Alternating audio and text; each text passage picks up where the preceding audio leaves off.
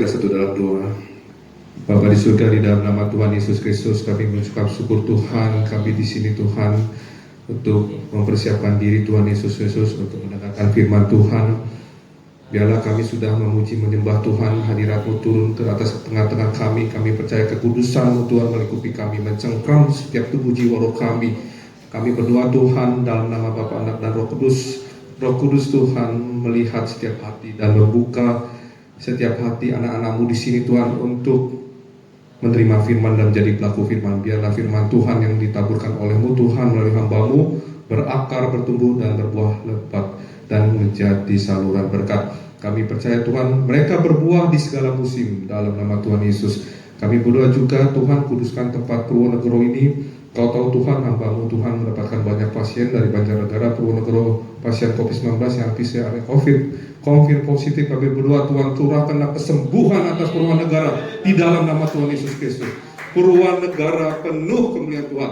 Ampunilah Tuhan bangsa kami Indonesia, ampunilah Tuhan penduduk Purwonegara bila ada yang menyakiti hati-Mu Tuhan, berbuat yang melanggar perintah-Mu Tuhan. Ampunilah dosa-dosa kami, kuduskan setiap kami, kuduskan tempat ini dan kuduskan orang-orang di sekitar kami Tuhan. Engkau juga Tuhan Yesus Kristus akan melawat semua umat-Mu Tuhan dan melawat orang-orang di sekitar sini menjadi umat-Mu. Terima kasih Tuhan, kami siap untuk mendengar firman-Mu dalam nama Bapa, Anak dan Roh Kudus dalam nama Tuhan Yesus Kristus. Haleluya, amin. Silakan dulu Bapak Ibu, terima kasih.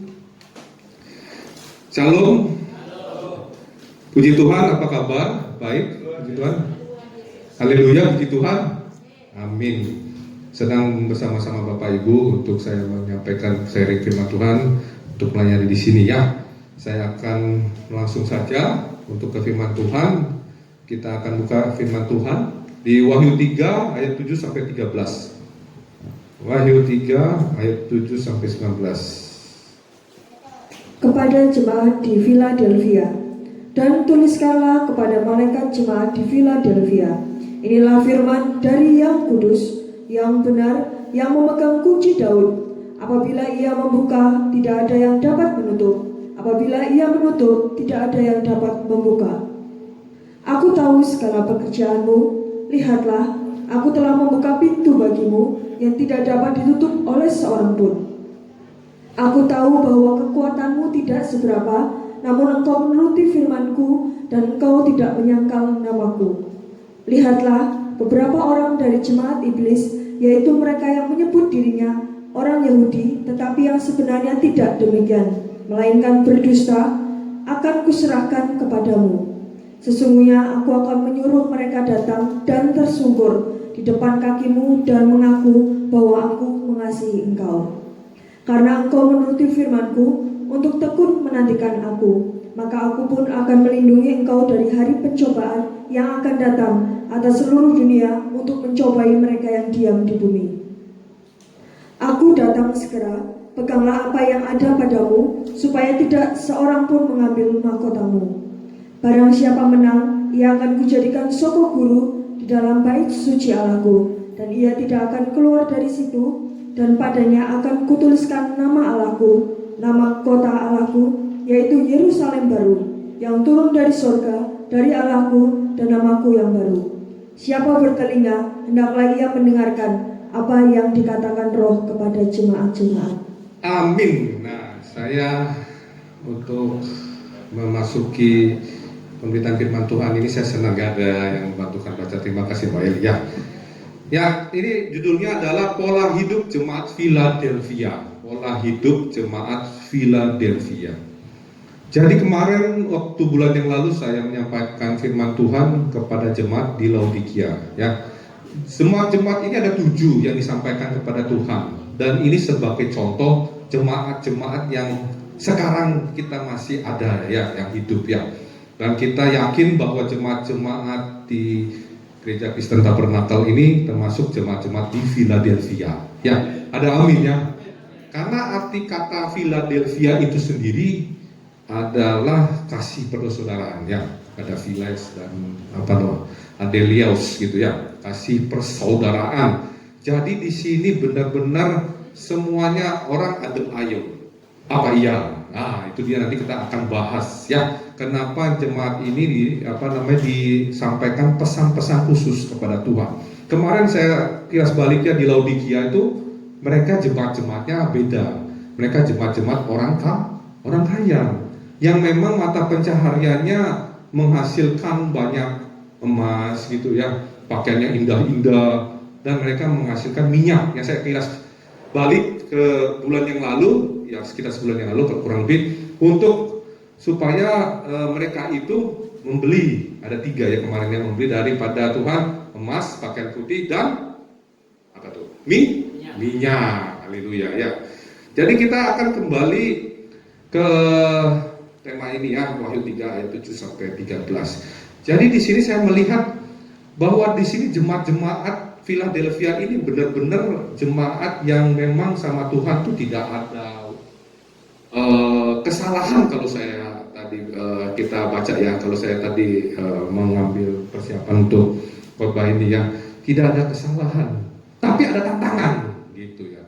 Kesalahan ini pasti mungkin ya mereka ada ya, tapi nggak secara detail diceritakan di Alkitab ini.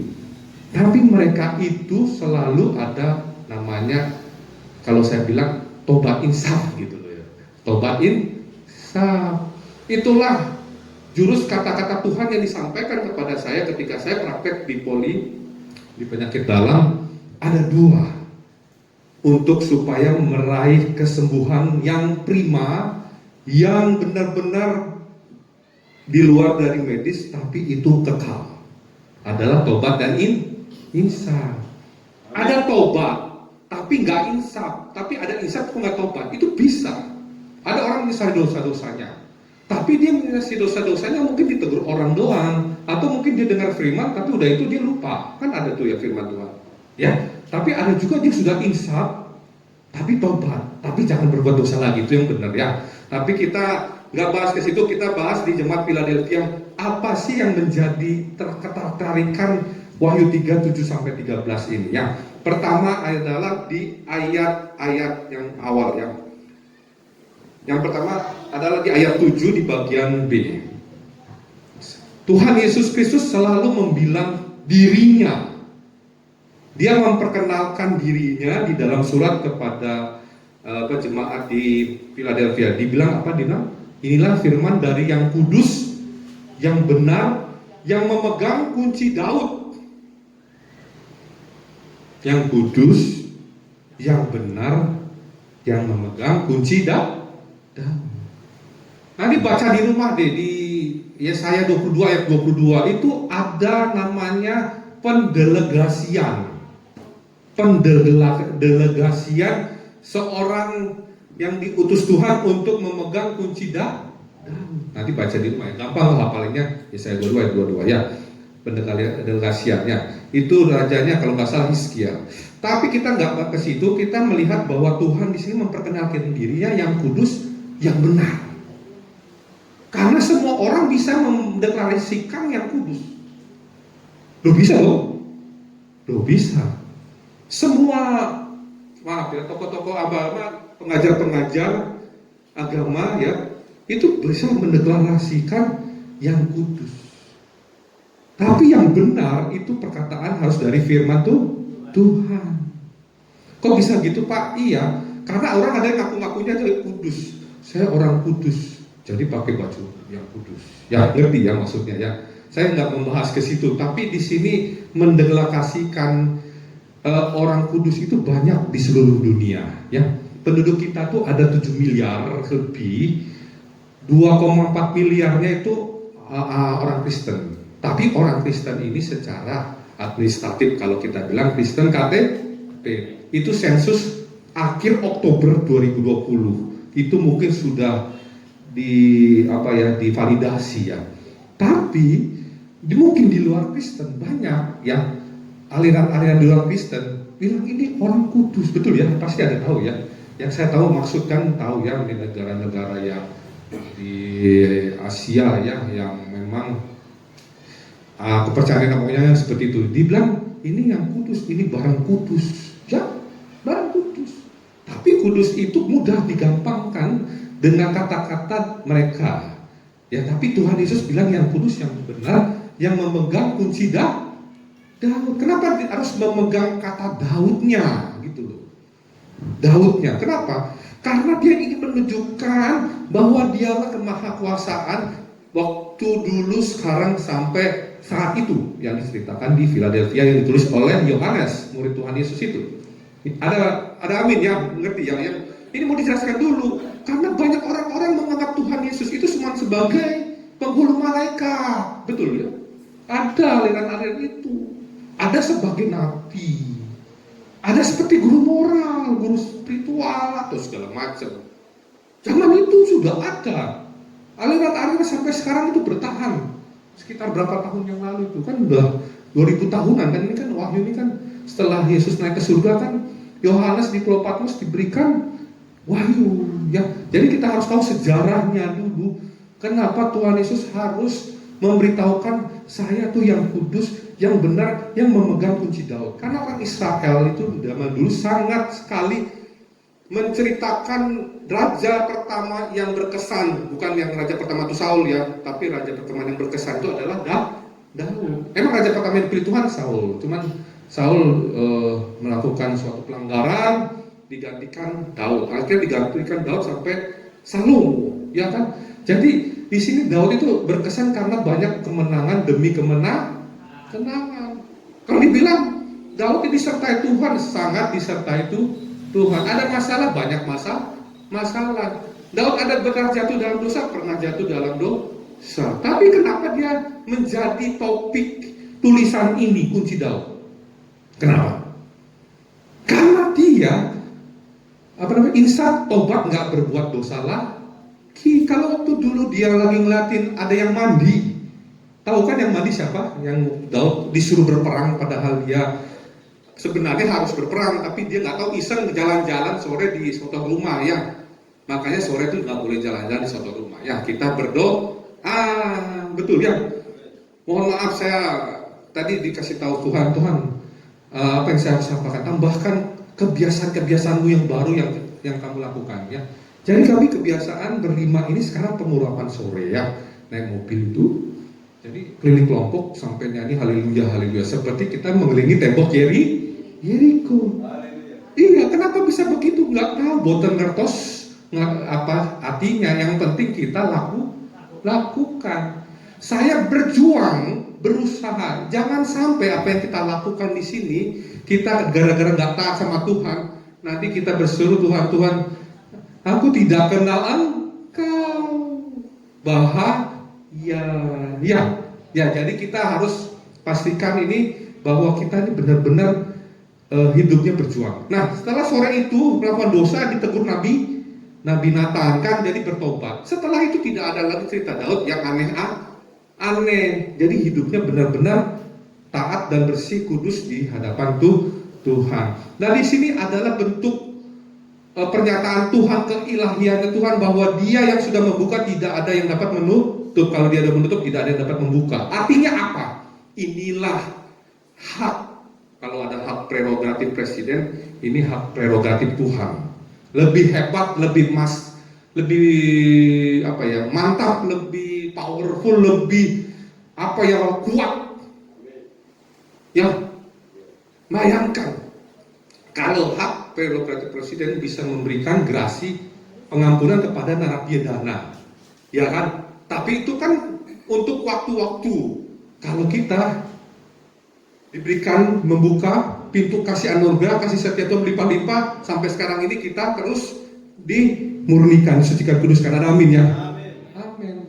Makanya kalau pagi-pagi kalau bangun bersekutu sama Tuhan, terus itu lihat awan, sapa Bapa, terima kasih atas kasih setiamu yang berlimpah dalam hidupku. Mantap. Ya, yang itu ya. Jadi di sini saya mau lihat dulu prolognya itu adalah pendahuluan jemaat Philadelphia itu dijelaskan dulu, saya yang kudus, yang benar kata Tuhan. Ini bukan saya, maksudnya contohnya ini saya nih.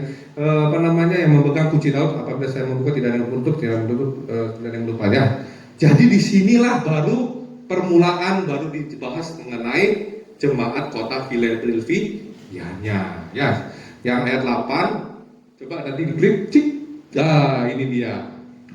Ini latar belakang jemaat Philadelphia yang kenapa sih Tuhan Yesus menaruh suatu standar yang lebih dari kota jemaat-jemaat yang lainnya. Ada dua yang disebutkan kalau nggak salah, Smyrna sama Philadelphia ya. Tapi kita bahas Philadelphia dulu. Nanti bulan depan yang ke jemaat di di Sardis gitu ya. Karena ini Tuhan yang suruh. Saya kalau menyampaikan isi Tuhan, saya tanya Tuhan apa yang mau saya sampaikan kepada gereja gitu ya. Ini jemaat gitu. Nanti apa Tuhan? Malapetaka. Nanti apa Tuhan? Sangkakala. Itu sama Tuhan aja. Makanya bahas kitab Wahyu. Kulo batang ngertos, yang penting bahas kitab Wahyu. Soalnya kami ini terngiang-ngiang ada lagu ini. Kalau bunyi sangkakala, kalau bunyi sangkakala, kalau bunyi sangkakala, kalau bunyi sangkakala ku ada. Jangan hilang ya, ada amin ya. Jangan ketinggalan. Jangan mau di Purwonegoro terus nih, ini mah tempat simpanan ya.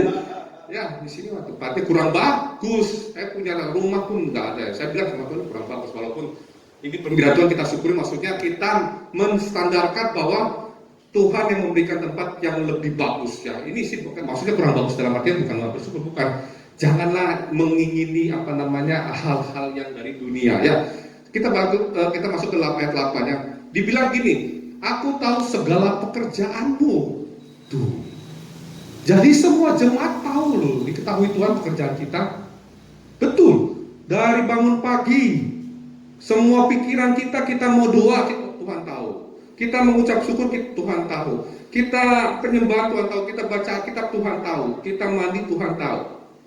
Gak ada yang tersembunyi. Ada amin ya. Haleluya. Gak ada yang tersembunyi. Jadi jangan kira, saya ini di daerah pelosok gitu ya, nggak ada listrik, nggak ada Telkomsel, jadi signal aja nggak ada. Apa sih Tuhan nggak tahu? Kan Tuhan pakai signal, enak aja. Tuhan signalnya lebih kenceng, artinya di mata Tuhan melihat apa yang kita perbuat ya, buat yang baik ya Tuhan. Jangan seperti kita melihat orang-orang yang di luar anak Tuhan ya, yang sembunyi-sembunyi, Tuhan nggak tahu ini, yang tahu kan saya doang. Nah, itu keliru ya. Makanya kita diketahui pekerjaan dia. Makanya Tuhan bilang, aku tahu segala itu apapun yang kita kerjakan, dari perkataan, pikiran, ya, perbuatan. Lihatlah, aku telah membuka pintu bagimu yang tidak dapat ditutup oleh seorang pun.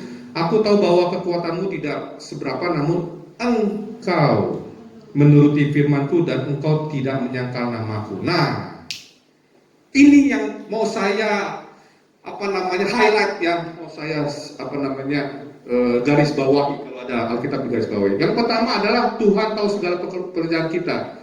Makanya Tuhan membuka pintu.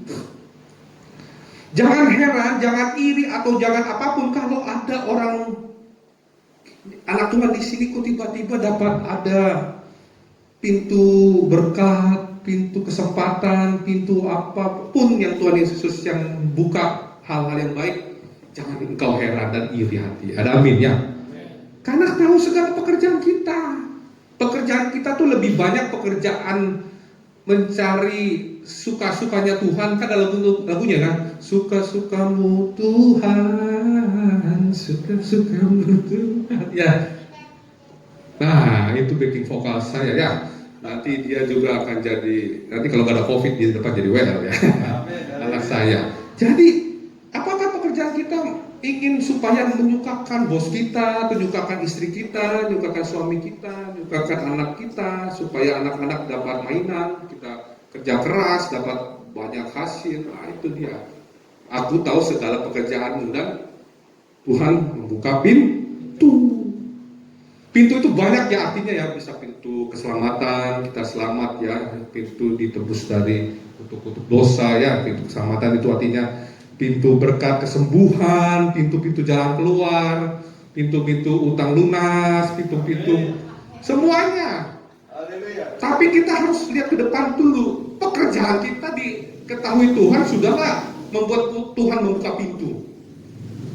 Ayo, tanyakanlah sama diri sendiri. Tadi kan di depan ya, di ayatnya sebelumnya kan, yang kudus, yang benar, memegang kunci Daud. Kalau saya buka pintu, gak ada yang dapat menutup. Kalau menutup pintu, gak ada yang dapat membuka. Itu kedaulatan Tuhan, hak prerogatif Tuhan Yesus Kristus, hak. Nanti saya sebutkan ada hak kita juga dikasih Tuhan, tapi itu bonusnya, itu luar biasa nanti ya. Tapi kita harus pelajarkan dulu yang di awal-awal ini. Ya, jangan sampai kita ini, waduh Tuhan, kok saya sudah sebut nama Yesus kok gak sembuh-sembuh. Bukan nama Yesus yang salah, bukan. Tapi perbuatanmu mungkin ada yang mungkin ya ini ya. Ya tahulah Tuhan lah, namanya hak prerogatif. Sebenarnya Tuhan gak bisa sembuhin gak? Bisa banget dalam 1 detik.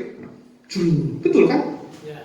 Betul. Waktu dia datang ke dunia, emang ada sampai semalam nginep rawat inap gitu ya, yang si buta, si lumpuh, sama si lepra. Saya pakai sisi aja, ngerti ya maksudnya ya. Kan banyak yang disebut sama Tuhan, ya kan? Si buta, si bisu, si lepra, si lumpuh, si kerasukan. Gak ada kan? Padahal waktu ada orang yang kerasukan di kuburan itu, yang masuk ke babi-babi itu, cuma diam doang dia, terus tanya, ya ngobrol malahan kan? Iya kan, malah keluar dia kan? Iya kan?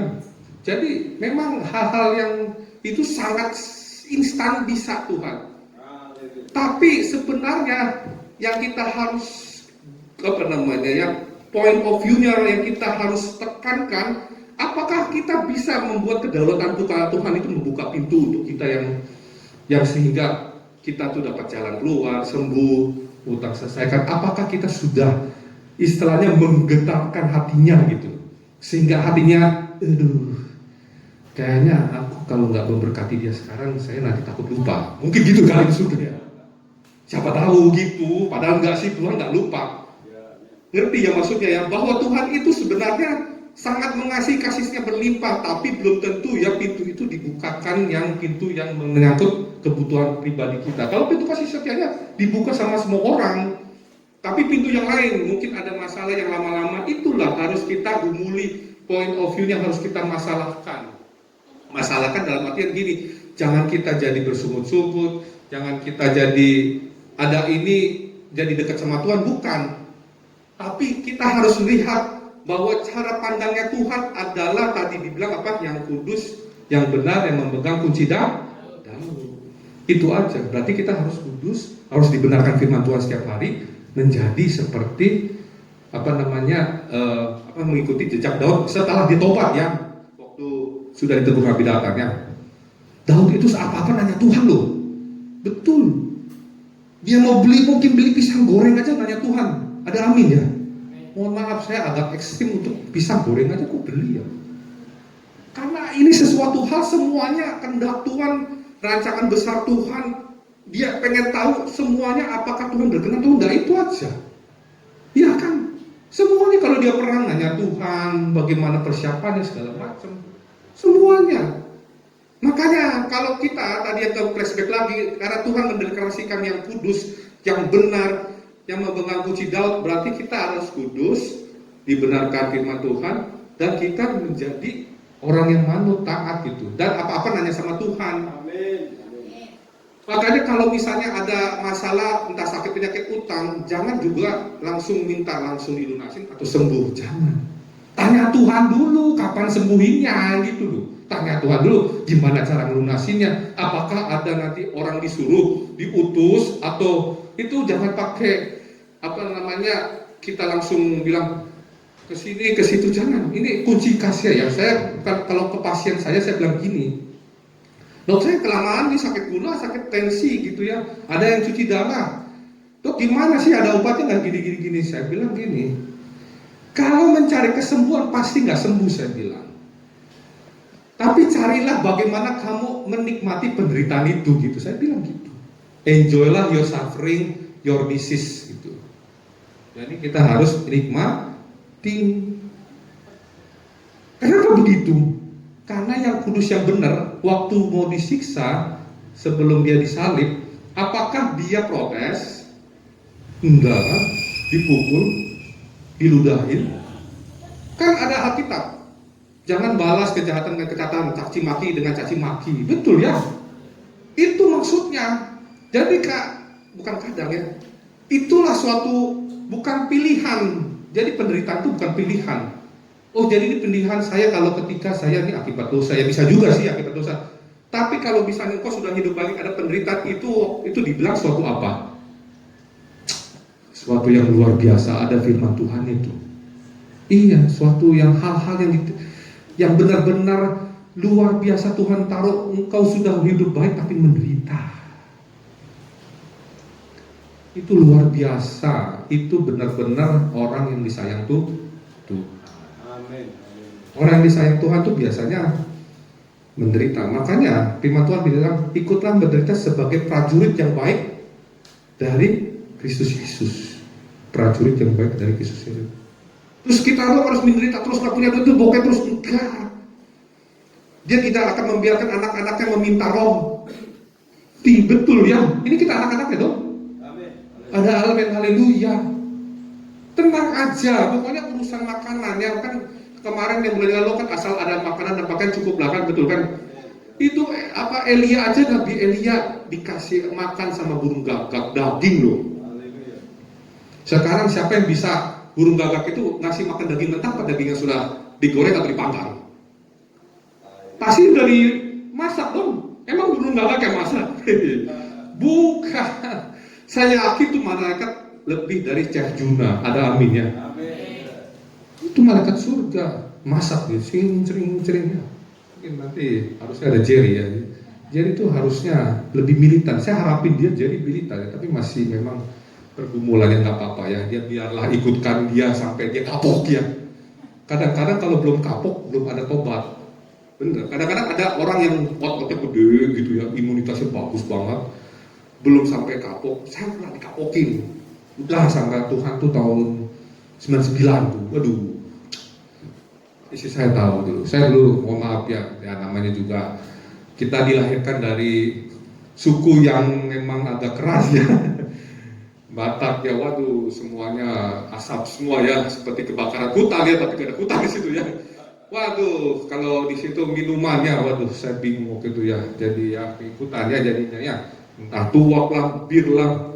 Saya dulu tahu minuman karena bapak saya beli itu Johnny Walker. Saya bilang Johnny Walker kenapa diminum? Ini apakah minum buatan Johnny? Gitu kan. Tapi saya lihat saya bukti, ini kok kayak apa sih? Luka gitu ya. Pernah saya tes, taruh air dibakar gitu.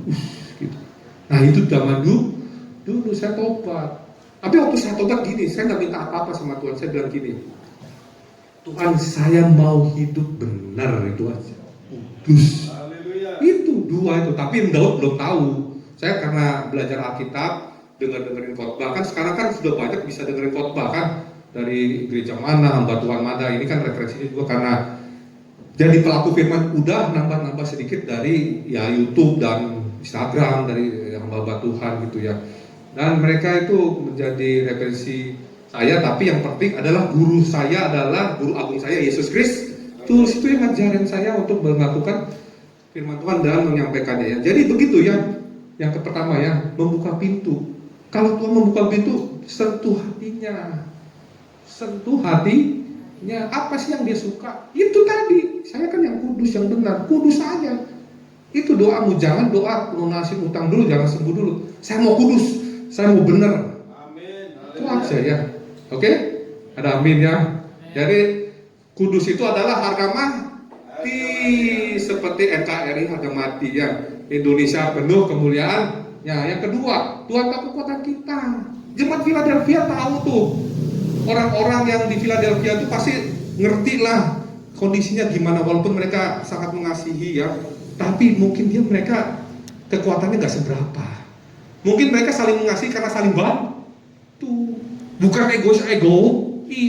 Bukan pamer-pamer motor atau mobil. Mungkin ini kompleks anak Tuhan ya, kali namanya Philadelphia. Terus tapi gak ada bantu-bantu sombong-sombong. Mobil gua baru beli gitu. Mobilnya apa? Kita gak punya mobil gitu. Gak gitu. Karena kekuatannya gak seberapa. Saya yakin ekonomi mereka pas, cukup ya. Karena Tuhan mencukupkan kebutuhan kita ya. Tapi mereka saling membantu. Kalau ada yang kenapa-napa, mungkin ada kekurangan ekonomi, bantu. Atau mungkin ada yang itu menjual miliknya untuk bantu. Itu murid-murid Tuhan ya. Kalau nggak ada saling bantu, nggak jangan dulu penginjilan Tuhan Yesus 3 tahun lebih dulu, ya kan Pak ya. Petrus meninggalkan pengusahanya sebagai nelayan, dia punya barang-barang, pasti mereka ada saling jual-jual untuk keperluan makannya Yesus, untuk nanti segala macam yang urusannya penginapan, untuk mempersiapkan perjamuan, ya kan? Itulah. Tapi di sini ya semoga, bukan pakai semoga ya, harapannya gitu ya, kita jemaat saling beban. Tuh ya, jangan kita melihat aduh saya bokeh. Ya bantu itu bukan hanya uang ya, tapi bantu perhatian, doa, atau bantu masak barangkali seperti malaikat yang masak buat Eli itu daging gitu ya. Ya, jadi ya seperti itu. Jadi kekuatan itu bisa juga penyakit. Mungkin ada sakit-sakitan jemaat Philadelphia. Tapi senang. Ya memang penyakit ada dari iblis, kita usir keluar, nyala iblis ya. Tapi ada penyakit yang buat jadi alat kontrolnya tuh Tuhan. Saya waktu itu pikir-pikir, saya pernah ada dengar korban referensi, tapi saya nggak nyalain pendeta itu sih. Adalah pendeta. Jadi dibilang semua penyakit dari iblis gitu ya. Terus saya pikir-pikir, wah jadi orang yang berpenyakit, jadi itu dong, proyek iblis dong. Tidak, karena rancangan Allah sungguh amat baik, sungguh amat baik, tidak ada yang jahat ya. Makanya Petrus bilang, Paulus duri dalam daging. Paulus tuh sakit loh, ada sakitnya. Saya nggak tahu sakitnya apa. Mungkin nanti kalau ada kesempatan Israel ada COVID, saya tanya-tanya ya sama keluarganya Paulus ya. Dari orang suku apa ya dulu itu? Benyamin. Ya, jadi seperti itulah. Jemaat Philadelphia ada sakit, ada. Mungkin ada usia tua juga yang sudah nggak bisa banyak aktivitas, jalan aja mungkin bongkok, kakinya juga kurang gitu-gitu. Tapi mereka tetap kasih persaudaraan. Ya, kasih persaudaraan itu penting. Oke? Ya, kita ini adalah ceritanya Tuhan tentang jemaat Philadelphia. Oke, ini tantangannya. Berikutnya, coba. Nah, ini tantangannya ya. Ayat 9. Lihatlah beberapa orang dari jemaah iblis yang mereka, yaitu mereka yang menyebut dirinya orang Yahudi, tapi yang sebenarnya tidak demikian, mereka berdusta, akan kuserahkan kepadamu. Sesungguhnya aku akan menyuruh mereka datang dan tersungkur di depan kakimu dan mengaku bahwa aku mengasihi kau. Nah ini apa sih maksudnya? Jemaah iblis ini bukan berarti dia dia iblis gitu ya, bukan. Tapi ini orang Yahudi, tapi dia tidak menjadi anak Tuhan lagi. Ada amin? Kita banyak mengetahui orang-orang, mungkin saudara kita, teman kita, atau bahkan orang belum mengenal Tuhan, tetapi selalu mengganggu kita. Pernah ngerasain? Ada amin? Pernah ya? Mungkin masa lalu, baru-baru hari ini kok saudara kandung gimana sih? Kok perlakuannya gini sih? Gitu. Paling kan persoalannya gitu kan, mungkin silap lidah, atau masalah ahli waris gitu ya, atau masalah mungkin karena orang tua mau diantar berobat tapi nggak ada yang sibuk, sibuk semua nggak ada yang mengantar, akhirnya main suruh perintah-perintah tapi nggak jadi, akhirnya orang tuanya ngambek, salah-salahan gitu kan. Jadi budaya salah-salahan itu terkenal di kita, betul ya? Itu sih kalau misalnya kalau jatuh kita yang disalahin siapa? Lantai? Ya, tuh dari Sabang sampai Merauke begitu ya. Ada ngalamin amin ya. Kita tuh sering budaya salah-salah, apalagi suami istri. Betul. Kalau kita misunderstanding atau apapun, maksudnya miscommunication atau apa ya, salah-salah kamu sih kamu. Ada nggak pernah waktu awalnya lagi berantem langsung bilang aku yang salah? Maaf ya Bu, saya belum nemuin, saya sendiri pasti begitu.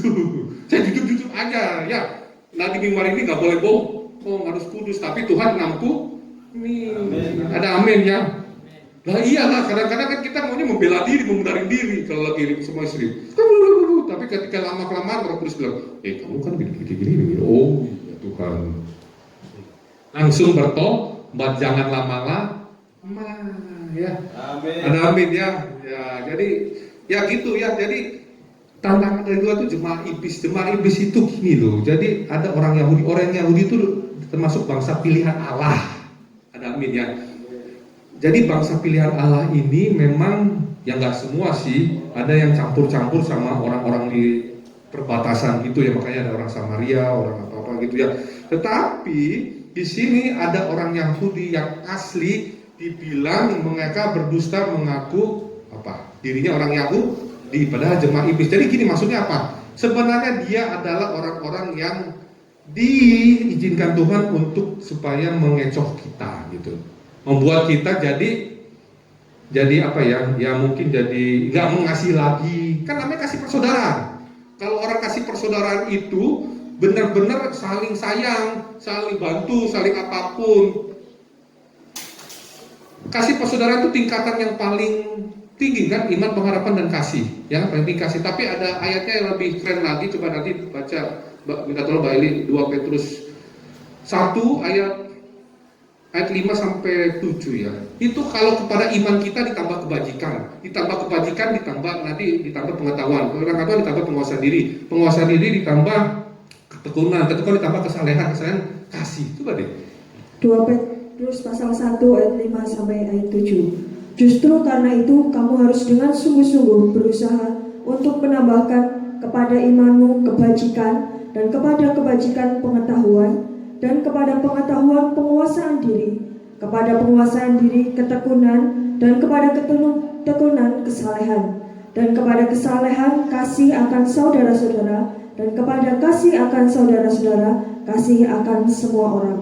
Ya inilah si iblis berusaha menghancurkan kota yang dibilang kasih persaudaraan itu.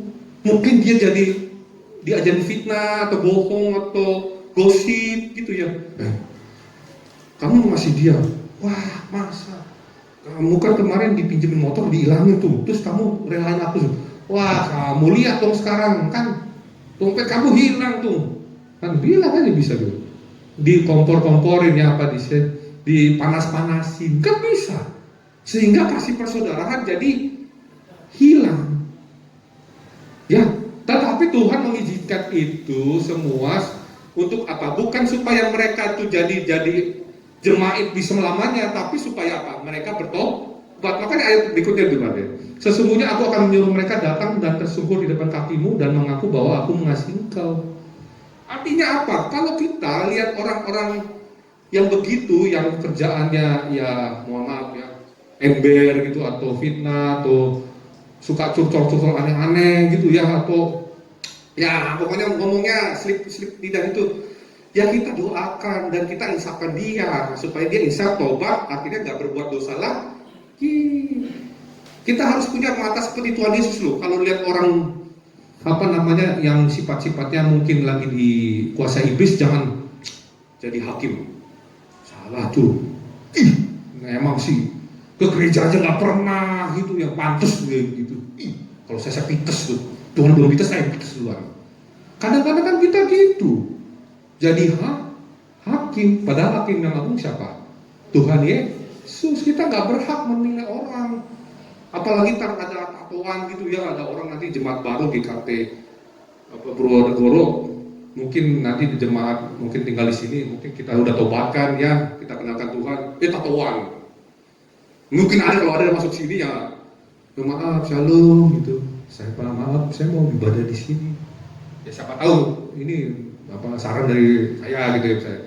Jangan langsung hakimi ya. Tatoan nih. Tatonya gambar naga lagi, waduh. Terus ada gambar naga, ada perempuan lagi tatonya. Nah, bisa gitu, bisa terima, ada amin. Bisa. Amin ya Pak. Tumbalai bilang bisa, itu top Marco. Top ya. Ya, jadi itulah. Kita harus benar-benar menjangkau jiwa-jiwa seperti itu Tuhan, bawa jiwa-jiwa supaya kembali kepada Tuhan. Ya jangan menghakimi. Kalau menghakimi, waduh udah deh. Kita minta tobat karena sombong itu, kesombongan. Terus sudah kita juga jangan jadi korban. Artinya gini, yang korban dalam artian kita selalu dibully, zolimi, tapi kita nggak pernah keluar dari status korban itu. Mungkin gini sepertinya, waduh saya tuh tiap hari kalau kerja, kok disuruhnya yang ini kan saya kan maunya kan kerjaan saya sesuai dengan sekolah saya ini. Saya kok hak saya diambil sih, dihilangin, kan saya harusnya dapatnya segini. Tapi kok dipotong-potong, kok nggak jelas. Saya mau kasih tahu ya, kita memang kadang-kadang diizinkan Tuhan jadi korban manusia, keserakan manusia, kelicikan manusia. Tapi kita harus doakan. Ini saya punya pengalaman tadi istri saya. Ada sesuatu hal yang menyebabkan itu kita kehilangan hak kita, nggak tahu itu bagaimana caranya, tapi kita doakan korban ikhlas. Kan ada amin, haleluya. Kalau hak di bumi sih kalau hilang ya, kalau memang diizinkan Tuhan ya harus kuat-kuatin keikhlasan. Oke, ada amin ya. Supaya kita ini bisa, supaya apapun nanti kalau ada badai apapun kita sudah biasa ya. Karena kita hidup ini bukan menuntut hak tapi kewajiban. Wajibnya apa? Yang kudu harus tadi. Yang harga matiku dus benar. Oke, ada amin ya. Yuk berikutnya Mas. Nah ini ya. Apa sih yang dilakukan jemaat Philadelphia? Kalau Tuhan sudah membuka pintu terus, ya, jemaat Philadelphia udah menuruti firman, nggak nyangkal nama Tuhan. Apa sih yang dilakukannya? Tekun menantikan Tuhan. Nah ini dia. Tekun menantikan Tuhan. Ini paling sulit untuk perjuangan ini. Karena perjuangan ini benar-benar sampai harus diingat-ingatkan oleh senior hamba Tuhan atau komunitas-komunitas doa gitu. Karena bagaimanapun kalau kita sudah melihat Tuhan sebagai juru selamat kita pasti akan melangkah terus ke depan ya. Ada amin ya. Adalah kita melangkah ke belakang. Jadi orang Kristen gini, jalan 2 langkah, karena ada tantangan masalah mundur 3 langkah. Soal matematika, maju 2 langkah, mundur 3 langkah, hasilnya berapa? Jadi -1, betul ya?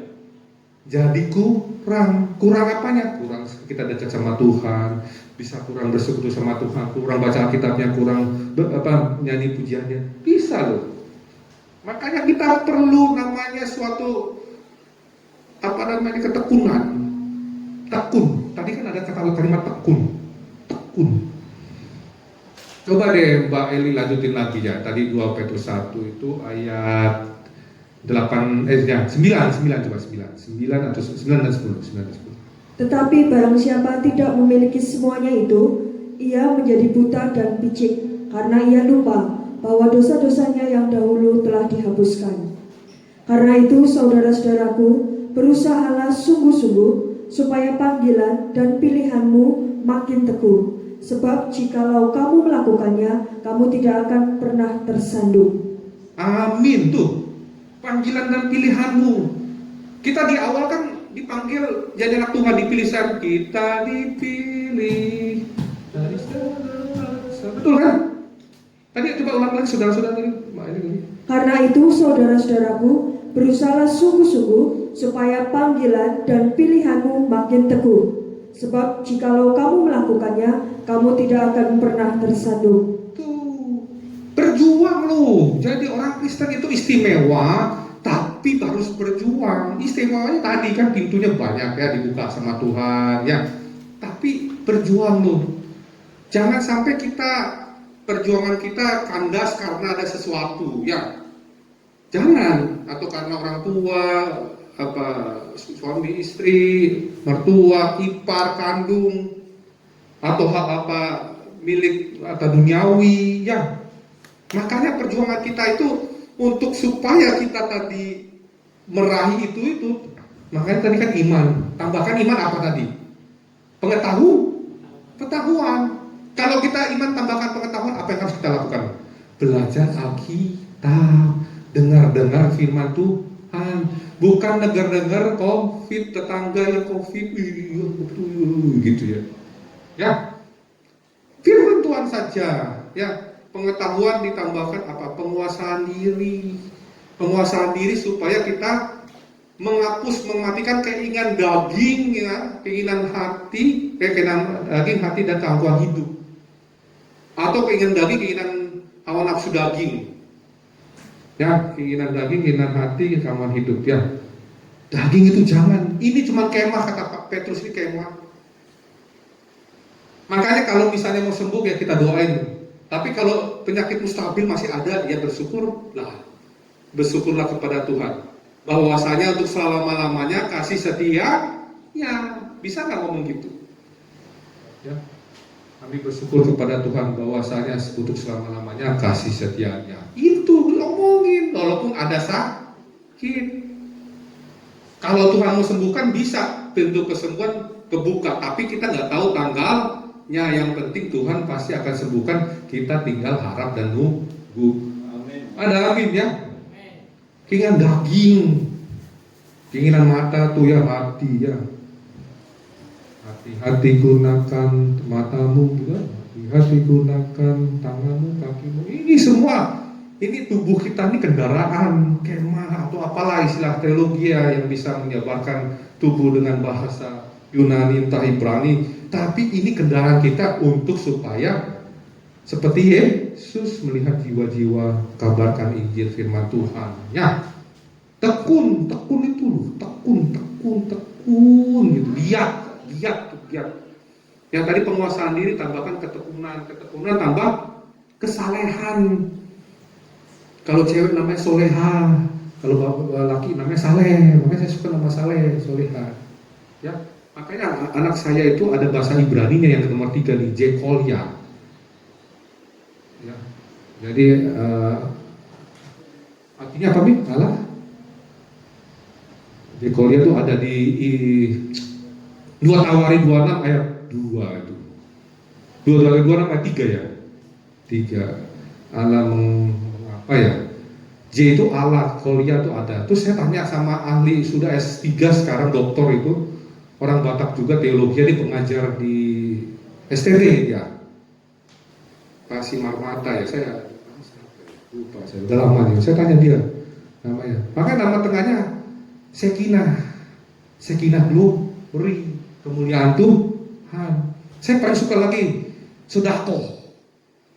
Sedekah itu artinya apa? Memberikan sedekah. Karena kita ini memberikan sedekah itu, inilah tips orang-orang sakit lambung yang lama-lama, mual, muntah, perih. Itu sakitnya bukan minum obat lambung, bukan Milanta, ya, tapi sedekah. Orang sakit lambung itu maunya ke dianya, dia mau nyimpen terus. Kalau orang sakit lambung, coba kasih yang paling kau sayangi itu, misalnya apa namanya, ya milikmu yang sayangin, yang memang mungkin istilahnya ada 2 mungkin ya yang sayangin, mungkin salah satu kasih, coba, atau kasihlah orang-orang yang nggak punya atau apa, di setiap hari deh dikasih, hilang deh sakit lambungnya. Ada amin, benar.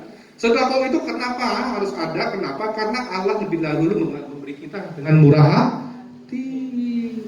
Makanya ada lagunya, kemurahanmu lebih dari hidup, ya.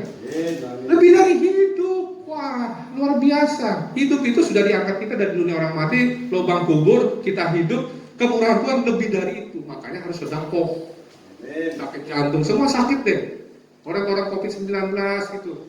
Korban aja ya. Nanti ya kalau misalnya ada batuk pilek ya belum tentu COVID juga sih. Tapi kan di sini karena tadi kita doa, kita tolak COVID ya, sudah nggak ada COVID di paruh negara ya. Tapi coba sedekah deh, berikan waktu untuk Tuhan gitu ya. Baca Alkitab juga cuma pagi malam, kalau bisa setiap jam gitu ya. Tapi bukan karena untuk mengisi waktu luang, tapi ada fokus. Apalagi kalau punya kuota banyak, ya dengar firman Tuhan tuh nyanyi-nyanyinya, begitu kan. Terus ini ya, terus Tuhan melindungi kita dari hari pencobaan loh. Amin. Ini yang penting, menantikan Tuhan. Karena orang yang menanti-nantikan kalau Tuhan seperti burung Raja Wali yang mendapat kekuatan baru, selalu baru tiap pagi, besar setiamu Tuhan, besar setiamu. Ada nggak berkat Tuhan pagi itu masih KW? Nggak ada, selalu baru. Tapi kan nggak kelihatan barunya, saya nggak ngeliat mobil baru, rumah baru gitu ya. Orang selalu hubungannya dengan materi, tapi nggak sadar dia bahwa sel-sel tubuhnya sakitnya dia dibarui setiap hari loh. Ada amin ya. Kekuatan tua gini ya, diperbarui setiap hari dia kuat lagi. untuk supaya itu. Jadi kadang-kadang orang tuh udah skeptis, mikirnya yang baru itu berhubungan dengan adanya plat nomor baru, ya masih putih-putih gitu ya. Kalau di pabrik gitu kan, rumah terus dapat bonus. Aduh, kita tuh kadang-kadang mikirkannya hal-hal yang kelihatan ya, tapi kita coba mata rohani kita melihat hal-hal yang tidak kelihatan yang Tuhan sediakan, yang baru ada aminnya. Kesehatan lebih mahal loh, sehat mahal banget. Coba lihat orang-orang yang sekarang di kelompok yang COVID tuh nggak ada tempat nunggunya, cuma dikasih bahu panjang itu dua, gimana tidurnya saya juga melihat gitu. Kalau di ruangan masih bisa ada di bawah. Saya pernah dulu bawa evakuasi pasien dari Aceh, waktu saya di Aceh, saya bawa ke Medan, saya tidur di bawah loh. Ini dia kayak nungguin pasien gitu. Wah. Kalau dia kenapa? Pak dokter, iya kenapa? Gitu. Harus bukan saudara lo, bayangin ditungguin. Kalau saudara kandung wajar ya, ditungguin orang tua gitu atau apa. Ini bukan siapa-siapa. Pengen ngerasa, ternyata memang begitu ya.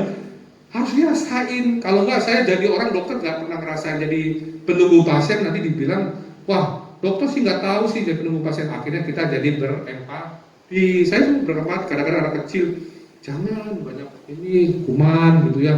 Ya, jadi kita harus menantikan Tuhan, karena Tuhan melindungi kita dari hari pencobaan. Hari pencobaan ini sekarang nih. Coba deh Mbak Eli, Mazmur 61 ayat 6.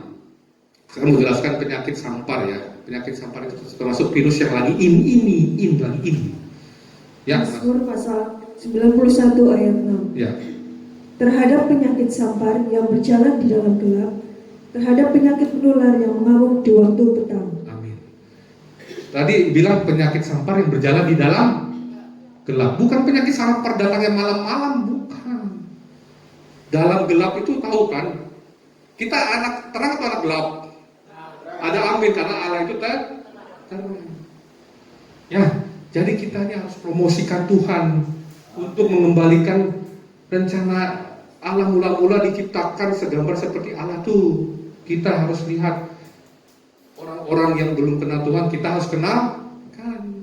Iya, jadi Tuhan menciptakan manusia itu untuk mengembalikan rencana awalnya ya, untuk supaya sama bahwa Tuhan dan penciptanya itu segambar seperti itu. Tuhan itu penyakit sampar itu berjalan di dalam gelap. Jadi kalau kita ada sesuatu hal perkataan kita, perbuatan kita, atau lagi selip-selip gitu ya, jadi gelap, langsung cepat-cepat bertobat. Makanya kan firman Tuhan bilang kalau kita terang ada gelap, betapa ngerinya kegelapan itu, betul ya. Anak Tuhan itu memang istimewa dapat tadi ya, dibuka pintu sama Tuhan. Tapi perjuangannya bener-bener loh. Tantangan semakin banyak. Kita mungkin habis COVID nggak tahu tantangan apa lagi, nggak ngerti. Tapi yang kita ngerti di firman Tuhan, kalau kita menantikan Tuhan, Tuhan melindungi kita dari hari pencobaan. Ini pencobaan awal loh virus ini, nggak tahu apa lagi nanti. Karena ini udah di ujung akhir zaman. Ada amin ya. Murka Tuhan pasti ada loh, nanti digenapi semua ya Pak ya. Cuma kita terhindar dari murka Tuhan, diselamatkan, dikhususkan, kados, kudus. Makanya tergantung kairosnya Tuhan. Makanya kan YouTube ini kan kairos ya. Waktunya Tuhan. Amin. Ada amin ya, haleluya. Aduh.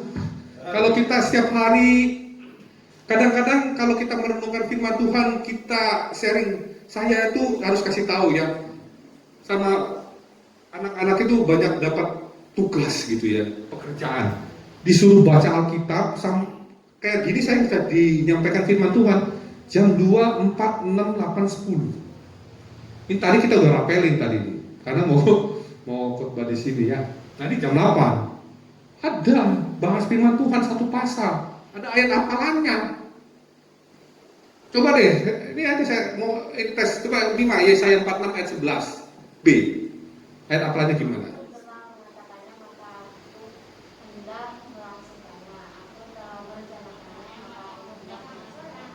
Itu ada ayat hafalannya supaya mereka ada firman, bukan gadget Mobile Legend. Bahaya loh. Atau ya porn gitu ya. Bahaya loh, porn itu udah semua orang udah lihat-lihat.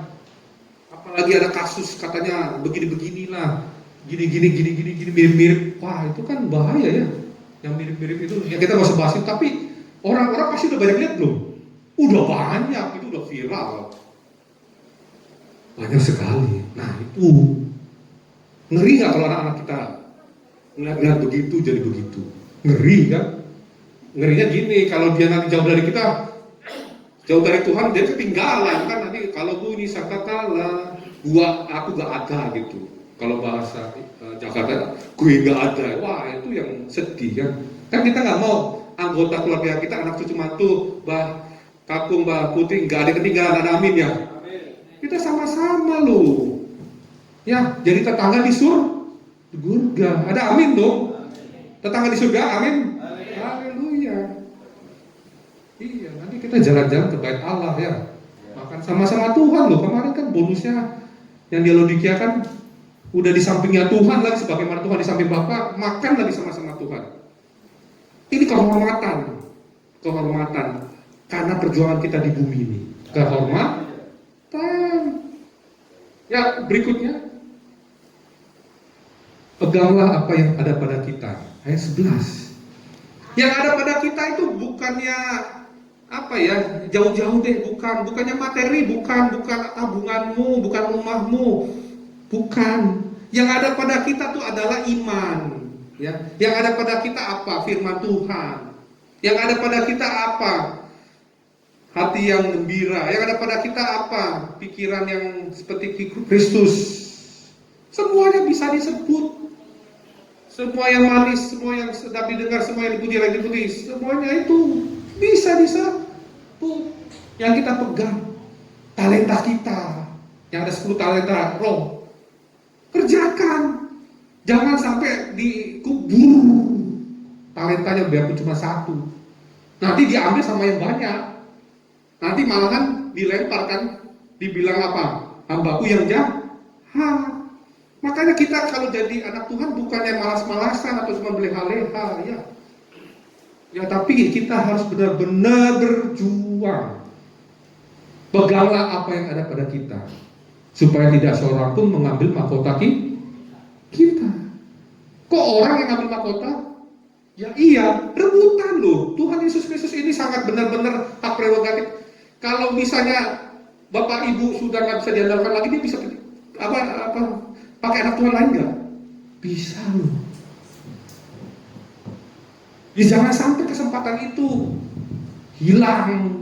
Ya, nggak perlu jadi sekolah ya kalau sekolah beda ya bagus, itu bisa kemenangan Tuhan. Tapi kalau kita punya talenta, talenta kita menasihati, talenta kita berdoa, talenta kita musik, apapun itu, kembangkan.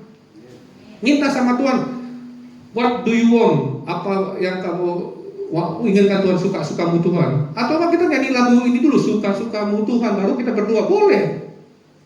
Suka-sukamu Tuhan, baru doa Tuhan. Apa sih yang mau sukain? Tunjukin dalam mimpi atau jawaban dari firman atau jawaban dari hamba Tuhan atau apapun saya melakukan. Siap dan gitu. Amin. Ada amin ya, haleluya. Saya bukan Pak Gembalanya aja, semuanya amin. Pak Gembala ini prajurit militan loh ya. Ini luar biasa ya, memang Pak Gembala ini memang ya gembala yang benar-benar menggembalakan di sekitar ini dengan tantangannya ya. Wah, ini tantangannya luar biasa loh. Purwonegoro ya. Ya, jadi peganglah apa yang ada pada kita. Gak mungkinlah kita gak punya apa-apa dari Tuhan kalau kita begitu Tuhan. Pasti ada firman. Pasti ada satu ayat firman apa? Ada aminnya. Mazmur 23 ayat 1 pasti hafal dong. Itu ada lagunya dong. Tuhan adalah gembalaku. Ayat 1 kan? Makanya hafalin firman. Firman itu banyak loh, nanti kita ini merasakan firman itu setelah menjadi daging. Makanya Tuhan Yesus Kristus dia melakukan perjamuan itu sebelum mati atau sudah mati? Sebelum mati kan di kayu salib. Perjamuan itu ini daging Tuhan Yesus. Bayangin orang-orang gak masuk di akal, tapi dibilang ini daging Tuhan Yesus, darah Tuhan Yesus Kristus, supaya engkau sama-sama aku tuh become one. Makanya Roh Kudus engkau akan diberikan kuasa kalau Roh Kudus turun atasmu menjadi bersaksi dimanapun. Kalau kita jadi saksi, seringlah bersaksi. Di tetangga-tetangga bersaksi aja tentang Tuhan. Jangan malu-malu, jangan takut. Ya, bersaksi tentang Tuhan. Kita menceritakan tentang Tuhan, gak ada masalah kok. Loh, semua orang bisa menceritakan tentang Tuhan versi mereka semua. Ya kan, kita kan dengerin aja. Ya, kita juga bisa menceritakan Tuhan ke mereka. Ya. Amin. Tapi ketika kita menceritakan, Roh Kuduslah yang akan membuat benih di dalam apa yang kau katakan itu ke orang yang itu. Benar. Benih firman itu langsung masukin dalam hati. Iya, itu. Biar enggak kelihatan, Roh Kudus yang akan mengerjakan seterusnya ya. Ya. Jadi jangan sampai seorang pun mengambil mahkota kita. Orang Philadelphia itu tetap mengasihi loh. Biarpun ada jemaah iblis, dia nggak biarin, udahlah jadi iblis seumur hidup gitu. Dosa banget kita ya. Bikin iblis seumur hidup nggak ditobat-tobat. Kadang-kadang kita gitu malas ngobatin anak saudara kita yang sudah kelewatan entah narkoba, entah apa ya, jadi tukang rambutnya sudah sini hijau ungu, kok jangan mabok-mabokan. Dulu saya pernah punya pasien yang ada pernah cerita di sini nggak ya? Dia sakit HIV ya. HIV ini penyakit yang sangat-sangat mematikan ya. Ya singkat cerita dia seorang laki-laki yang penyalahan pergaulannya itu seorang gay gitu, gay ya. Dia cerita sama saya, orang ini pelayanan lo tadinya lo mau jadi pendeta tapi karena sakit gak jadi. Akhirnya dia sakit, ketemu saya di rumah sakit. Saya tadinya pikir saya harus layani dia, saya kasih nomor telepon. Tapi tunggu dia mau dilayani kapan. Akhirnya dia telepon untuk datang ke kosnya. Ya, jadi akhirnya saya datang dengan ada teman saya ya. Jadi saya diam gitu ya. Terus akhirnya dia cerita-cerita ya masalah gay dengan segala macam. Kenapa sih jadi gay? Ya. Awalnya adalah karena coba-coba, bukan karena adanya suatu masalah keluarga. Enggak, awalnya sih enggak, karena coba-coba aja. Karena pikir ada orang-orang begitu, ada yang mungkin bisikin gitu ya. Akhirnya berlangsungnya dia melakukan dosa itu, orang tuanya juga akhirnya cerai ya, akhirnya masalah juga. Jadi akhirnya jadi punya orang tua dengan ibunya doang, bapaknya nggak tahu kemana ya. Saya kan layani dia. Waktu itu belum sama orang tuanya. Saya doa pelepasan keluar semua roh-roh najis, roh-roh yang ada di HIV/AIDS. Sembuh, puji Tuhan. Cuma inilah dia ya. Mungkin ada hubungan dengan apa atau lingkungan gimana, kecantol lagi ingat-ingatannya yang dulu pernah dia gay gitu. Jadi kayak kepengen lagi gitu. Gay itu lebih parah daripada orang yang normal ya, misalnya dia selingkuh bisa dengan banyak wanita. Ini enggak, dia enggak suka wanita, lebih katanya lebih sama kaki.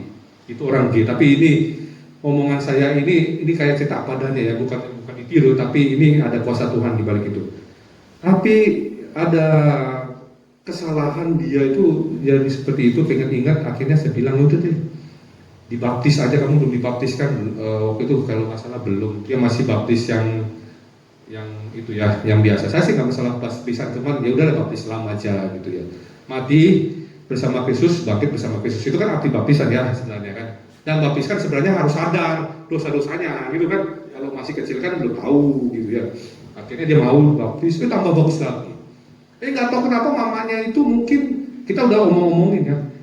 Entah gimana kayak ribut lagi sama anaknya. Mungkin mamanya ini nggak tahan sama dia gitu ya kali, ngerepotin udah bagus gini-gini tapi nggak tahu ngerepotinnya apa dia kumat-kumatan sakitnya. Singkat cerita dia akhirnya meninggal. Saya sedih banget. Ternyata dia waktu sembuh dari kita doakan karena Tuhan Yesus Kristus, dia sukacita dan sejahtera dan meninggalkan. Tapi dia nggak memegang firman. Dia cuma pengen dapat sakitnya itu kayak udah plong kan, sesak napas. Orang HIV itu pasti sesak napas, ada jamur segala macem. Badannya udah bagus. Itulah kayak kita harus pegang. Kalau kita sudah dapat mercy anugerah dari Tuhan, pegang firman. Ya, saya waktu itu sih memang nggak mentoring gitu ya dari kakak ini, karena saya kesibukan di rumah sakit susah juga. Saya bilang Coba deh ada mentoring di sekitar baptisan gitu, kan ada mungkin hamba-hamba Tuhan yang bisa. Kalau hamba Tuhan kan enak, kalau yang full time ya. Kalau kami ini kan di rumah sakit gini-gini terus kadang-kadang capek istirahat dulu baru gini. Itu juga tanya Tuhan dulu. Waktu itu saya sore-sore tuh itu baru pulang dari rumah sakit. Saya gimana ke situ. Intinya adalah kalau kita nggak pegang apa yang ada pada kita, kesembuhan kita pegang itu dengan firman, dengan menjaga kasih karunia Tuhan itu, kesembuhan Tuhan itu pasti berlangsung. Apalagi kalau ada masalah, mungkin ibunya benci dia atau gimana, harusnya membalas dengan kasih. Dia ribut akhirnya sama ibunya, akhirnya meninggal. Nah itulah. Jadi orang-orang yang begitu ya memang susahnya adalah kalau ada tantangan ya, karena bisnisnya ke instansi ya. Harusnya saya mentoring, tapi memang saya udah kasih tahu sih, bukannya saya lepas tangan gitu aja kalau udah sembuh pas gitu ya. Enggak, saya edukasi supaya saya kasih tahu supaya ada mentoring, supaya ngecas terus gitu loh. Ada bapak rohani atau kakak rohaninya gitu Pak. Tapi dia nggak kerjakan, malah dia sibuk urusin counter mamanya yang protes-protes ya. Ya tapi nggak tahu, semoga ini saya sih harapin semoga dia bertobat dan diterima ya. Maksudnya diterima artinya dia tidak ada kesalahan lagi, nggak ada dosa gitu ya. Di Firdaus ya Tuhan, bukan di Gehenna ya, atau Hades halaman berapa. Ya berikutnya, nah ini terakhir ya. Nah hadiah dari Tuhan. Aku datang segera. Katanya, pegangan apa yang ada padamu supaya tidak seorang pun mengambil mahkotamu. Barang siapa menang, ia akan kujadikan soko guru di dalam bait suci Allahku, dan ia tidak akan keluar lagi dari situ, dan padanya akan kutuliskan nama Allahku, nama kota Allahku yaitu Yerusalem baru, yang turun dari surga dari Allahku, dan namaku yang baru. Ini ibaratnya dikasih tahu semua rahasia pribadinya Tuhan. Ya, soko guru itu adalah penopang. Bayangin Tuhan mengangkat kita jadi penopang. Mungkin seperti Yusuf di istana. Ini kan istana Tuhan nih, ruang ini nanti nih, ruang Maha Kudus nih. Yang ada tabut the Ark of Covenant itu. Ya, ruang Maha Kudus itu yang boleh hanya imam keturunan Lewi kan. Yang ada talinya tuh, kalau dia kenapa mati di seret-seret, kok lama banget, jangan mati ya, pasti kali mati dia gitu kan. Makanya dia mempersembahkan dirinya dulu kalau dia ada dosa-dosa. Itu bayangin kita waktu di Laodikia dikasih duduk di sebelah Tuhan lagi, enak banget ya, makan. Sekarang jadi soko guru, nggak keluar lagi di situ. Waduh, luar biasa. Artinya kita diberikan mansion, rumah yang Tuhan ya, rumah yang besar ini. Ruang Maha Suci itu, orang nggak sembarangan loh di ruang Maha Suci loh, nggak sembarangan. Memang bait suci itu ada halaman, ada ini, tapi saya yakin kenapa kita ke ruang Maha Kudus bersama Tuhan, karena kita akan bersama-sama Tuhan memerintah di kerajaan 1000 tahun. Ada amin. Iya, di sini kita nggak bisa jadi camat, bupati, nggak apa-apa, nggak bisa jadi direktur rumah sakit, nggak apa-apa. Kalau dia direktur rumah sakit ya harus yang benar ya, kalau diizinkannya. Luar biasa ya Tuhan ya. Ih, kalau saya lihat, aduh, siapa kita loh, kita nih ciptaannya, tapi kita bersama-sama ciptaan kita loh, kekekalan lagi, waduh, luar biasa ya. Bilang, wah luar biasa Tuhan gitu, gitu ya, luar biasa ya. Oh, kalau dengan apa yang kita punya sekarang, dengan apapun nggak bisa deh melamar ke situ, waduh nggak bisa, nggak diterima kita loh. Ini mersinya Tuhan, ngerti ya? Kalau cara dunia nggak mungkin lah. Coba sekarang, siapa yang bisa jadi soko guru di istana Pak Presiden? Ayo, ada yang berani? Nulis surat itu ke sekretariat itu? Kita dirobek. Tamat SMA Kelampok. Wah, SMA Kelampok di mana itu? Apalagi nih, Dokter Andi. Ini tamat di mana ini? Di sini banyak yang dokter Harvard, Manchester atau Singapura. Saya berlokal. Pasti orang-orang di situ pasti ada kriteria-kriterianya kan? Kalau kita nggak pakai kriteria, yang penting kita manut firman. Yang penting kita nanya-nanya ke Tuhan, suka-sukamu Tuhan gitu. Itu harus download tuh lagu itu kayaknya ya. Mungkin bulan depan lagi gitu, kita harus goyang dikit ya. Jadi kan biasanya kita ada worship, ini kita praise habis firmannya. Ya itu hadiahnya, ya dia diberitahu loh. Ini terakhir ini padanya akan kutuliskan nama Allahku, nama Bapa di surga dikasih tahu loh. Nama Bapa di surga, nama kota Allahku, yaitu Yerusalem baru yang turun dari surga dari Allahku dan namaku yang baru. Nama Yesus sekarang kan nama yang sekarang kita pegang. Gak tahu nama nanti yang di sana. Namaku yang baru ada kan dituliskan, ada kan? Itu bonusnya. Jadi ini bukannya bohongan sama Tuhan, firman Tuhan ya ada amin. Sakit jadi soko guru loh. Kalau kita udah soko guru, omongannya apa nanti? Omongannya yang firman Tuhan yang kita sudah di bumi ini yang jadi pelakunya, jadi pengalaman rohaninya. Wah, dulu kita ingat gak Pak, ketika kita jadi soko guru nih, kita termasuk anak-anak Tuhan di rumah kudus, ada aminnya. Wah, tapi kita lihat ada obung kita di halaman gak apa-apa gitu ya. Misalnya 1 menit sebelum itu dia bertobat, ada kan kayak gitu. Kalau orang soko guru itu berarti dia tuh konsisten, ada perjuangan untuk melakukan firman, melakukan suka-sukanya Tuhan. Makanya ada lagunya saya senang ini, selidiki aku, lihat hatiku, apakah ku sungguh mengasihimu Yesus. Itu kan ditanyain sama Tuhan. Makanya Petrus, apakah kamu mengasihi aku? Benar kan Petrus sampai tanya berapa? 3 kali. Kau yang maha tahu dan melihat hidupku, aku tahu segala pekerjaanmu, kata Tuhan. Tak ada yang tersembunyi bagimu, ya. Aku lihat kebaikanmu. Dari kecil sampai sekarang kita banyak kebaikan Tuhan atas kita. Banyak banget, gak bisa gak bisa diceritain cuma 1 hari, bisa sampai 1 tahun begadang terus. Yang tak pernah habis di hidupku, gak pernah habis kan? Ini kita masih napas, sehat. Ku berjuang sampai akhirnya kau dapati aku tetap setia. Kasih setia Tuhan terus. Amin. Tapi kita udah setia tuh enggak? Nah itu tanyakan sama diri sendiri. Makanya ada lagunya itu, bila sangka kalaku ada. Karena setia. Ya, jadi saya simpulkan untuk kesimpulan firman Tuhan hari ini, kasih persaudaraan itu adalah bentuk yang paling kita lakukan yang tinggi, sangat tinggi nih. Iman, pengharapan, dan kasih yang paling utama adalah kasih ya. Karena kasih itu menutupi segala pelanggaran ya. Dan kasih itu sudah terlebih dahulu Tuhan mengasihi kita. Jadi kesimpulannya adalah kita seperti jemaat Philadelphia yang mau dibuka pintu sama Tuhan, itu adalah kedaulatan Tuhan.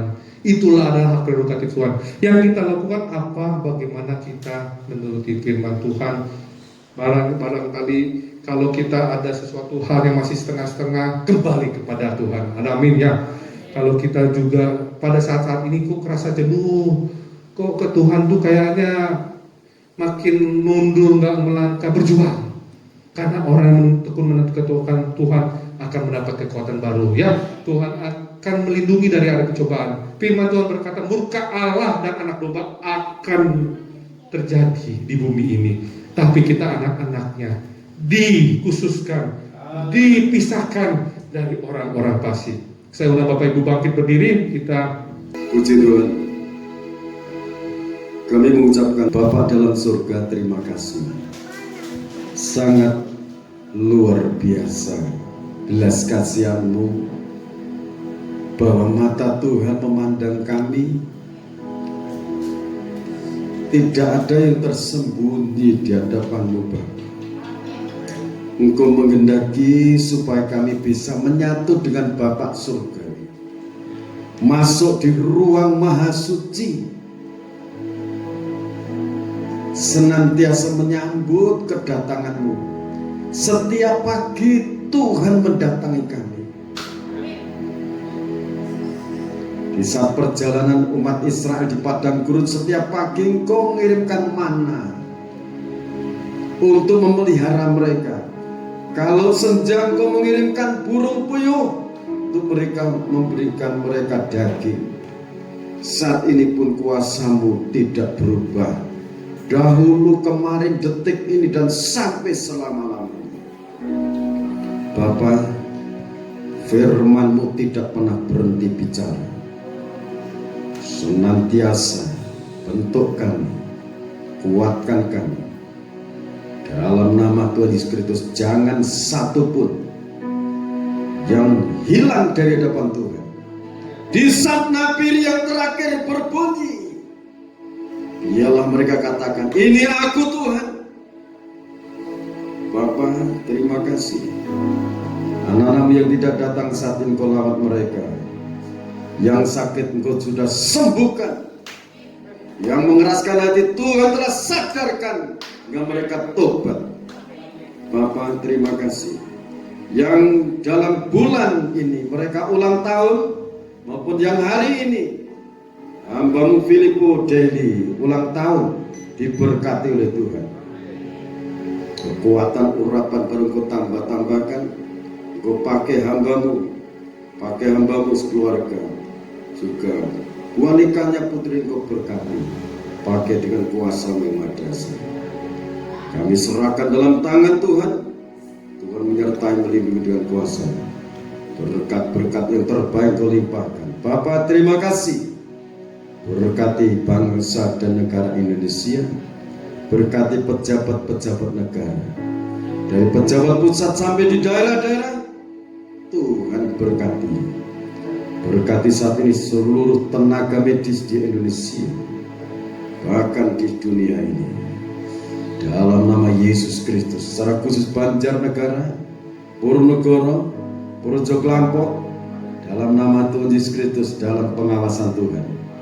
Pakai hamba-Mu dari daerah ini, dari tempat ini, sampai seluruh Indonesia, bahkan seluruh benua-benua di jagat raya ini. Hamba-Mu Kau pakai dengan kuasa-Mu yang maha dahsyat untuk menyongsong kedatangan yang kedua kali. Penuhin jiwa-jiwa Indonesia menjadi dilamat oleh Tuhan.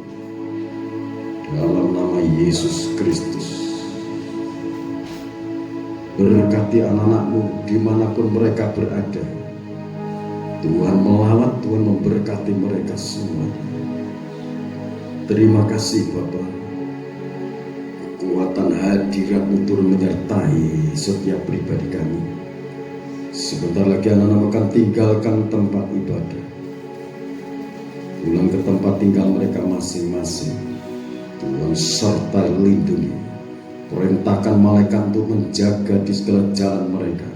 Dijauhkan malapetaka, musibah, bencana alam, kecelakaan, Tuhan jauhkan di dalam nama Yesus Kristus. Para malaikat-Mu berkemah tempat tinggal mereka. Ciptakan rajut aling perlindungan Tuhan.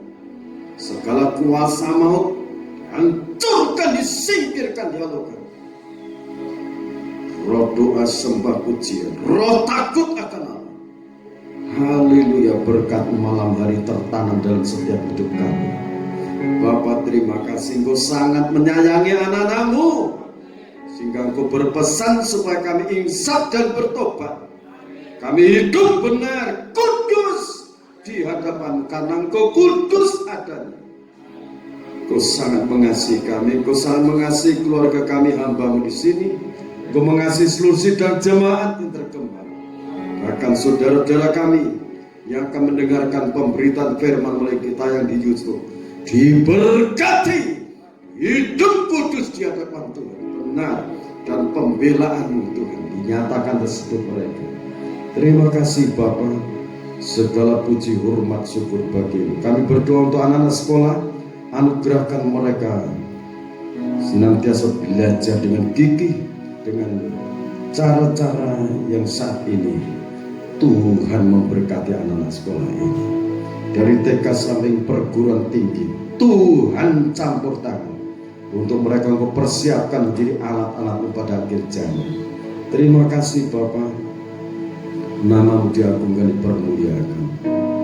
Di dalam nama Tuhan Yesus Kristus, Bapak Ibu Saudara kasih dalam Tuhan, sekarang terimalah berkat anugerah, damai dan sejahtera dari Allah Bapa, Sang Putra dan Roh Kudus tercurah berkat-berkat dalam kehidupan saudara masing-masing, rumah tangga, dalam pekerjaan tangan saudara dibuat berhasil oleh Bapa di surga.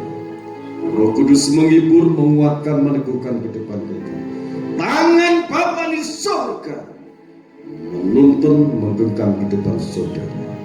Terima kasih, amin Bapa. Terima kasih di dalam nama Tuhan Yesus Kristus, selamat terima berkat-berkat ini. Haleluya. Amin. Salam, Tuhan memberkati kita semuanya.